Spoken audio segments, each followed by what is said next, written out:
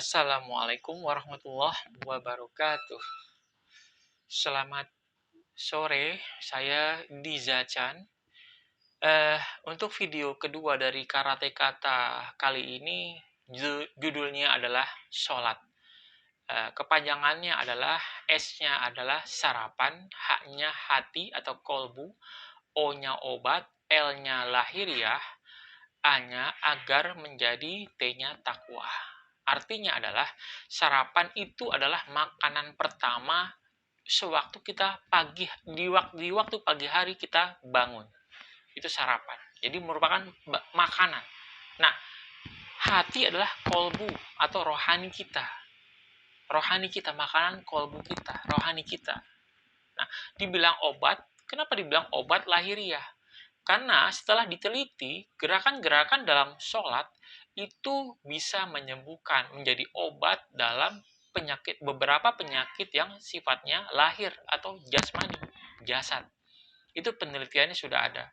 Nah, agar menjadi manusia yang bertakwa. Artinya takwa adalah menjalankan perintah Allah dan menjauhi larangannya.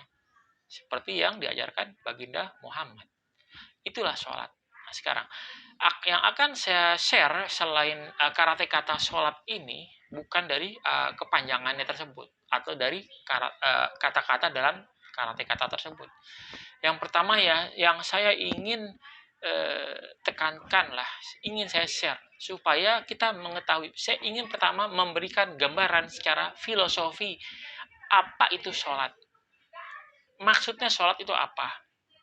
Nah, pertama yang harus kita ketahui, sholat itu sebenarnya harus khusyuk. Khusyuk itu artinya pengendalian diri. Pengendalian diri.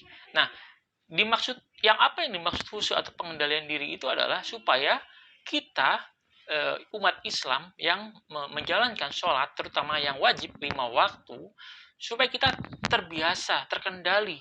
Apa yang terkendali? Nah, yang pertama kita lakukan adalah ini, akal pikiran kita terkendali dan ini hati kita terkendali. Nah, gambarannya adalah seperti itu. Jadi ada lagi yang dalam, kalau nggak salah saya lupa maksudnya ini apa. Yang jelas sholat itu kita tumakninah. Kebanyakan orang dia sudah bagus bacaannya, tajwidnya, nahwu sorobnya, tapi begitu saat melakukan sujud, ruku atau apa segala macam, dia nggak ada tumaninahnya. Jadi percuma sholatnya, apalagi kalau dia jadi imam. Nah, hati-hati bagi yang sudah bisa menjadi imam, tumaninah jangan dilupakan. Seperti itu. Nah, terus filosofi yang harus diketahui, bukan yang harus diketahui. Jadi ini hanya taruhlah saya menafsirkan filosofi sholat itu maksudnya apa. Ternyata sholat itu adalah gambaran dalam berkeluarga, kehidupan berkeluarga, bermasyarakat atau bernegara atau berbangsa. Itu ada dalam filosofi sholat. Nah, dalam sholat ada dua. Pertama, imam atau pemimpin. Yang kedua, makmum atau yang dipimpin atau pengikut. Nah, itu gambarannya. Jadi, dalam keluarga, pemimpinnya adalah kepala keluarga. Bisa ayah atau ibu. Nah, makmumnya adalah anak-anak. Nah, seperti itu. Dalam bermasyarakat, dalam bernegara, ya pikir sendiri deh. Apa maksudnya? Nah, terus, kalau kita ingin mengetahui derajat antara imam dan makmum itu sama, nggak ada bedanya. Apakah itu dilihat dari statusnya, dari gendernya, dari apanya, itu sama. Cuman dalam sholat ini ada yang harus menjadi persyaratan-persyaratan untuk menjadi imam. Kalau makmum itu persyaratan ya nggak perlu syarat sebenarnya. Yang penting dia tinggal ngikutin si pemimpinnya, seperti itu. Nah, dalam sholat pertama, ini gambarannya seperti ini. Kalau kita belum bisa, misalkan pertama kita sendiri nih, dimulai dari diri sendiri dulu. Artinya untuk bisa melakukan sholat, kita belajar dulu sendiri. Atau kita pakai guru lah, bukan artinya sendiri tanpa guru, bukan. Maksudnya kita pelajari dulu, kita sendiri melakukan sholat. Nah, kemudian kalau sudah, sebaiknya kita berjamaah. Makanya pahalanya lebih besar ketimbang kita sholat sendiri. Bukan artinya kita tidak boleh sholat sendiri. Itu ada maksudnya nanti. Nah, gambarannya adalah maksud dari sholat ini yaitu seperti ini. Nah, kalau kita punya kendaraan, taruhlah motor. Pertama, untuk belajarnya kita harus di tempat yang sepi, artinya kita sendirian. Nah, setelah kita lancar, kita bisa mengendalikan apakah itu jalan apa segalanya, bisa ngelihat bisa ngelihat spion dan sebagainya, kita bisa ngelihat kilometer, kecepatan sebagainya. Jadi nanti kalau sudah kita bisa membawa kendaraan, kita nggak mungkin sendirian terus. Makanya nanti kita pakai itu kendaraan di tempat keramaian. Nah, seperti itulah sholat. Jadi kalau kita pertama boleh kita sendiri, bukan artinya nggak boleh sendiri untuk seterusnya. Boleh saja, terserah, itu kan hak dia. Yang dia tahu pahala yang berjamaah lebih besar ketimbang yang sendiri. Nah, artinya kalau nanti dia hanya sendiri terus, ini dia nanti bisa istilahnya itu nggak kenal masyarakat.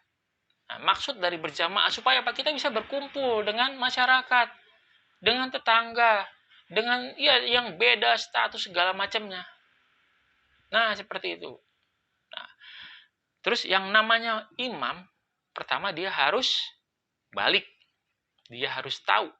Dia pemimpin itu harus balik, itu maksudnya adalah nih, makanya akil balik itu akalnya dewasa, pemikirannya dewasa. Artinya pemikirannya dewasa, akil balik adalah dia sudah tahu ini baik apa tidak, benar apa tidak. Kalau dia nggak tahu ini benar apa tidak, baik apa tidak, berarti dia belum akil balik, artinya pemikirannya belum dewasa. Itulah anak-anak yang dibilang belum akil balik. Nah, seperti itu. Oke. Nah, berikutnya kalau misalkan ini saya potong dulu, nanti ini saya arahkan untuk ada sesuatu yang akan saya jelaskan. Jadi seperti ini, kenapa ada dalil yang mengatakan kalau anak-anak itu nggak mau sholat harus dikerasin, apakah itu nanti dipukul tapi nggak menimbulkan sakit. Cuman yang harus kita tekankan adalah kelengkapan keseluruhan dalil tersebut. Jangan sepotong-sepotong, ada dalil yang mendukung dan ada yang tidak. Nah, jadi kalau misalkan anak kecil, itu tanggung jawabnya adalah orang tuanya sendiri. Kalau dia belum akil balik, dosanya yang nanggung orang tuanya. Makanya orang tuanya itu kalau bisa kerasin itu anak, bukan harus dipukul, disabat dengan menimbulkan dia sakit. Enggak kayak gitu. Yang penting dikagetin, yang penting kasih pengertian dan dikagetin, kasih contoh. Nah, kalau akan orang dewasa itu dia sendiri yang nanggung. Jadi nggak punya tanggung jawab, cukup kita dengan kelembutan, nggak perlu dengan kekerasan. Kenapa? Jatuhnya jadi banyak ada mudarat. Nah, sedikit saya potong. Menurut Ibnu Al-Qayyim, jadi jangan dilihat dari kata politik ya. Politik itu bukan dari kata politiknya, tapi lihat dari definisinya. Politik itu adalah segala sesuatu yang tidak mendatangkan mudarat atau kerugian, justru mendatangkan manfaat, atau mudaratnya itu lebih kecil daripada manfaatnya. Jadi besaran manfaatnya. Walaupun itu tidak diajarkan oleh baginda Muhammad sekalipun. Nah, kata kalimat itu definisinya bukan dari kata politik. Terus terang, saya nggak suka politik dalam pemerintahan, tapi setiap hari saya berpolitik menurut definisi Ibnu Al-Qayyim. Nah, seperti itu. Jadi, kalau dalil yang mengatakan anak kecil dipukul atau misalkan dikerasin untuk melakukan sholat, itu tidak berlaku untuk orang yang dewasa. Jatuhnya apa? Malah mudarat, berantem itu. Nggak bisa kita kerasin dengan cara kita lihat dalil tersebut. Kita lihat itu tujuannya buat siapa, untuk siapa dalil tersebut. Nah, apalagi dia nggak ada hubungan keluarga sama kita, biarin aja dia yang dosa. Seperti itu. Nah, jadi kita harus lihat bahwa dalil itu kita harus lihat kelengkapannya, keseluruhan kalimatnya, dan dalil lain yang mendukungnya. Jangan kita sepotong-sepotong. Kita pakai buat ini. Makanya pakai nih logika untuk kita menelaah dalil-dalil dari baginda Muhammad, sunnah-sunnah baginda Rasul. Jangan kita pakai sami'na wa atona. Yang kalian itu hanya yang tersurat, apalagi cuma sekilas. Itu nggak benar. Makanya saya punya 5 prinsip dasar. Nanti dalam situs Jasa Info Dino atau JID itu ada 5 prinsip dasar. Seperti itu. Nah, terus yang saya mau tekankan dalam sholat jamaah, ini filosofinya. Kalau imam itu salah gerakan atau lupa dalam bacaan surat, yang mengingatkan siapa? Makmumnya kan, pengikutnya kan. Begitu juga di keluarga. Kalau keluarga ini orang tua salah, yang ngingetin anak. Kalau saya punya prinsip beda. Karena namanya pemimpin, dia udah akil balik, udah pemikiran dewasa, nggak perlu harus 2 kali dikasih tahu. Seperti itu. Itu prinsip saya. Karena saya punya pegangan di pedoman saya di 5 prinsip dasar yang saya sendiri, insya Allah saya yang buat. Enggak saya nyontek dari mana, saya nggak nyontek. Lihat prinsip pertama. Itu yang pertama yang harus kalian lihat. Seperti itu. Lalu berikut, nah, yang paling bawah itu positive thinking. Pelajari juga itu. Nah, segala yang saya lakukan itu pedomannya pada 5 prinsip dasar. Nah, gitu. Oke. Nah, selanjutnya adalah kalau salah, saya nggak peduli. Apakah itu orang tua saya, apakah itu ulama, presiden, raja sekalipun, saya nggak takut. Akan saya lawan kalau dia salah. Itulah berkeluarga, bermasyarakat, dan berbangsa. Seperti itu. Jadi, kalau pemimpin salah, ini pengikutnya, rakyatnya, punya hak untuk mengingatkan. Nah, pemimpin itu dia pemikirannya sudah dewasa.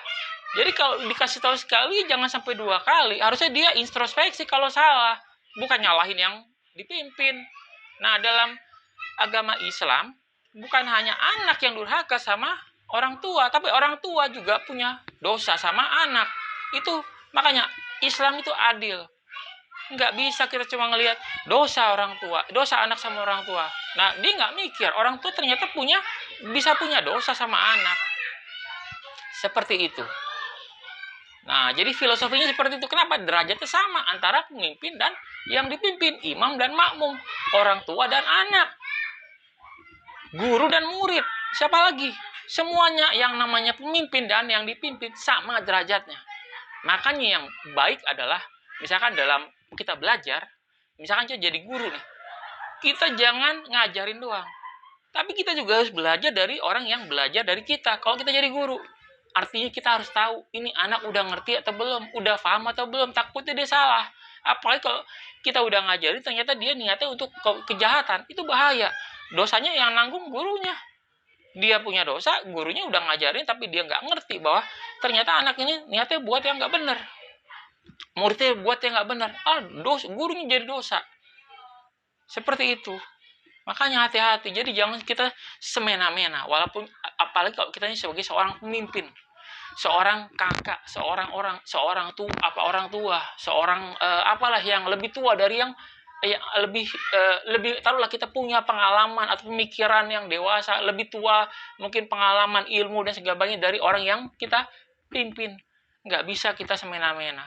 Nah, itulah yang dinamakan orang bijaksana. Orang yang belajar dari dia yang belajar kepada kita. Misalkan kita yang ngajarin, seperti itu. Jadi harus ada timbal balik. Nggak bisa kita sendiri yang, makanya saya nggak suka. Kalau misalkan nih, maaf, ada pengajian yang satu arah. Kita nggak akan bisa menerima ini. Kita nggak tahu apakah itu nanti kita didoktrin. Buktinya banyak kan, aliran-aliran yang sesat. Kenapa? Kita harus tahu, ini benar apa enggak, ini baik apa enggak. Nggak bisa kita terima mentah-mentah. Harus kita pelajari pakai otak. Dan kalau kita punya keyakinan, di sini nggak mungkin kita berbohong, karena ini selalu benar nih. Kalaupun kita di sini ngomongnya beda sama yang di sini, ini yang harus kita pakai. Ini yang harus kita lebih kuat. Lebih kuat yang harus kita pegang. Kalau di sini bisa ngaco. Kenapa?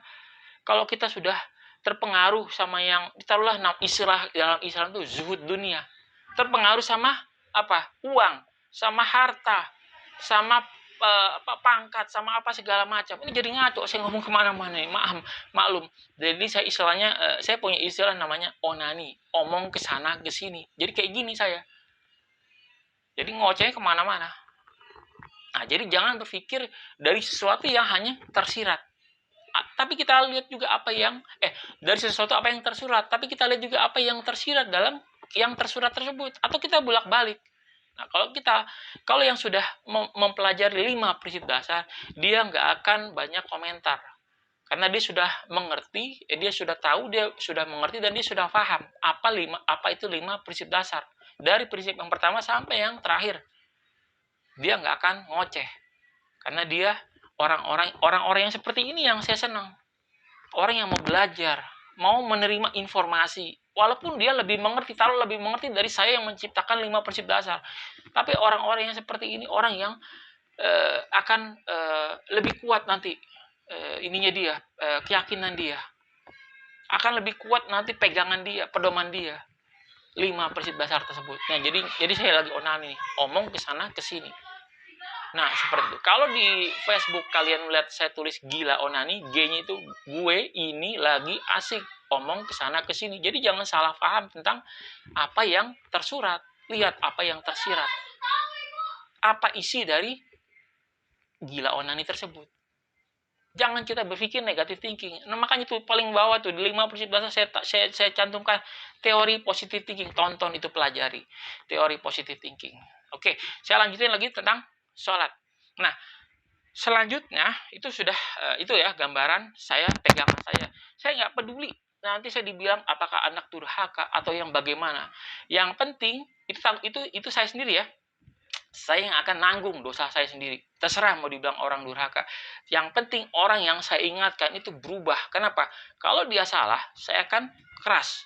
Supaya apa? Dia sadar, dia berubah jadi baik. Kenapa? Kalau dia berubah jadi baik, itulah yang dinamakan orang baik.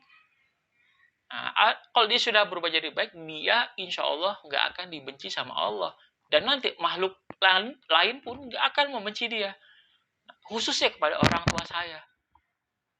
Karena saya nggak mau orang tua saya itu dibenci sama Allah. Apalagi sampai dilaknat sama Allah. Mending saya yang dosa daripada orang tua saya nanti neraka ininya, tempatnya. Saya nggak mau. Saya nggak peduli saya dibilang anak durhaka. Asalkan orang tua atau siapapun, ulama, apakah presiden atau raja, misalkan saya maki-maki, kenapa? Itu adalah pemimpin yang punya pemikiran yang dewasa, yang sudah tahu baik atau tidak, benar atau tidak, apa yang dia lakukan. Kalau diingatkan, harusnya introspeksi, sadar, bukannya malah menyangkal. Seperti itu orang-orang yang menjadi pemimpin. Jadi jangan kita ngelihat, oh iya ini gini. Lu nggak bisa nyalain gue, kan gue lebih ngerti dari lu. Apalagi kalau guru nih, merasa dia lebih tahu ilmunya, lebih berpengalaman. Saya nggak senang guru-guru yang kayak gitu. Lebih mengerti, lebih bisa. Nah, nanti ada berikutnya adalah kalimat karateka yang judulnya sombong. Asal tahu itu sombong tuh kayak apa nanti. Setelah sholat ini nanti karate katanya insya Allah adalah jilbab. Saya jelaskan tentang jilbab. Karate katanya seperti apa. Nah, selanjutnya adalah tentang sholat, ya. Filosofi yang akan saya gambarkan selanjutnya adalah begini. Sholat itu memang harus tepat waktu. Artinya di waktu yang tepat. Tapi tidak ada kata-kata dibilang di awal waktu. Memang lebih baik di awal waktu. Memang lebih baik kita lakukan di awal waktu. Kalau tidak ada yang namanya uzur atau hambatan atau halangan yang membuat kita tidak bisa melaksanakan sholat. Nah, selama itu uzurnya adalah untuk kepentingan orang lain atau orang banyak, itu dibolehkan kita menunda sholat. Makanya sholat ada waktunya. Kalau sholat waktunya cuma 5 menit ya nggak bakal kayak gini jadinya. Contohnya nih, kenapa saya bilang kita boleh menunda sholat? Nggak harus di awal waktu. Kenapa? Karena yang saya lihat nih, nggak semuanya, tapi kebanyakan orang-orang yang sholatnya di awal waktu, apalagi dia lebih mementingkan dirinya sendiri. Ini orang-orang yang sombong. Contohnya nih, misalkan kita pedagang nih kayak saya. Atau lah misalkan taruhlah ya pedagang nih yang sederhana aja. tiba-tiba ada yang ada pesanan, saya harus melayani. Kalau nggak saya layani, itu pelanggan saya lari. Ya kan? Artinya saya rugi, pelanggan saya kecewa. Saya nggak melayani apa yang menjadi kewajiban saya seorang pedagang. Begitu juga dengan namanya, ya istilahnya tuh kayak dokter atau polisi. Nah kan itu gambarnya kayak gitu. Dokter waktu mau operasi tiba-tiba dengar azan, maaf, gua udah sholat, itu pasien bisa meninggal kalau dia nggak operasi. Dosa jadi. Makanya lihat itu yang tadi saya katakan, politik tidak mendatangkan mudarat, justru mendatangkan manfaat walaupun tidak diajarkan oleh baginda Muhammad. Lihat itu kata-kata itu. Jadi jangan kita berpikir sesuatu tuh, oh pokoknya dia gini gini gini. Perhatiin dulu, dia tuh punya pegangan nggak, punya prinsip nggak, punya pedoman nggak. Lah jangan-jangan yang nyalain malah nggak punya apa-apa. Yang dia tahu gini gini gini gini, nggak ngerti apa yang dilakuin orang yang dia lihat. Nggak bisa kayak gitu. Kita egois, namanya sombong gitu. Nyalain orang seenaknya. Nggak ngasih kesempatan orang itu untuk menjelaskan apa yang dia lakukan itu. Nah, seperti itu. Jadi jangan orang boleh kita sholat di awal waktu. Tepat istilahnya, di awal waktu itu selama kita tidak selama tidak ada hambatan, tidak ada uzur, tidak ada halangan yang membuat kita tidak bisa melakukan apa yang harus kita lakukan. Itu namanya uzur, halangan, hambatan. Nah, misalkan kalau kita nih egois, ya, sombong, kenapa saya bilang orang-orang yang sholat di awal waktu, ya, misalkan dia meninggalkan kewajiban dia, kayak taruhlah pedagang melayani pelanggan-pelanggan. Kenapa saya bilang kalau dia sholat, maaf, saya mau sholat, ini udah waktunya sholat, itu orang yang egois, orang yang sombong. Saya bilang kenapa begitu? Ingat dalil yang dikatakan, sholatmu, puasamu, zakatmu, hajimu adalah untukmu sendiri. Nah, artinya apa? Kepentingan kita sendiri kan? Selama kita mendahulukan kepentingan orang lain atau orang banyak di atas kepentingan kita, itu dibolehkan dan itu lebih dicontohkan oleh baginda Muhammad. Kalau kalian tidak mengerti dalil itu, berarti kalian orang-orang yang nggak punya otak, nyalain orang seenaknya tapi nggak mikir. Makanya dalil itu jangan cuma sepotong atau satu buah aja. Lihat dalil yang mendukung. Kalian boleh nyalain, tapi kalian harus punya. Ini gimana dalilnya? Nggak bisa kita nyalain orang seenaknya. Jadi sholatmu, puasamu, zakatmu, hajimu adalah untukmu sendiri. Artinya apa? Egois kita. Kalau kita mendahulukan kepentingan kita pribadi, memang itu kewajiban kita sama Allah. Tapi Allah itu maha mengerti, maha tahu. Kalau kita mendahulukan orang lain. Nah, makanya sholat itu ada waktunya. Kalau kita tidak bisa melaksanakan sholat pada waktunya, boleh kita qodho atau digantikan waktunya. Kalau nggak bisa digantikan waktunya pada waktu tersebut, boleh di waktu lain dalam hari yang sama. Atau pada hari yang lain di waktu yang sama. Saya pernah dengar itu ceramah Ustadz Adi Hidayat. Kita boleh qodho sholat kita yang sehari-hari sebelumnya. Kita lakukan di hari yang berikutnya di waktu yang sama. Boleh. Ada dalilnya. Tanya tuh sama Ustadz Adi Hidayat. Nah, seperti itu. Mudah-mudahan, ya ini yang sekitar berapa nih? 23 menit tentang sholat. Jadi semoga kita mengerti deh. Kita harus tahu. Makanya 5 prinsip dasar itu pegangan saya, pedoman saya. Jadi nggak bisa menyalahkan seseorang kalau kita nggak ngerti alasan dia apa, pedoman dia apa, pegangan dia apa. Nggak bisa kita nyalahin. Sebelum kita nunjuk orang lain, jangan lupa satu jari ke depan, tapi 3 jari lainnya ke kita. Kita harus lihat dulu. Nggak bisa kita nyalain orang. Oke, terima kasih. Semoga ini bisa ada yang menerima, syukur, nggak terima yang nggak apa-apa. Yang penting saya hanya share. Ini yang saya ketahui. Mohon maaf kalau emang suka nggak suka, terserah. Yang jelas ini gambaran yang saya ketahui. Terutama tentang sholat. Sarapan hati, obat lahiriah agar menjadi manusia yang bertakwa. Terima kasih atas perhatiannya. Assalamualaikum warahmatullahi wabarakatuh.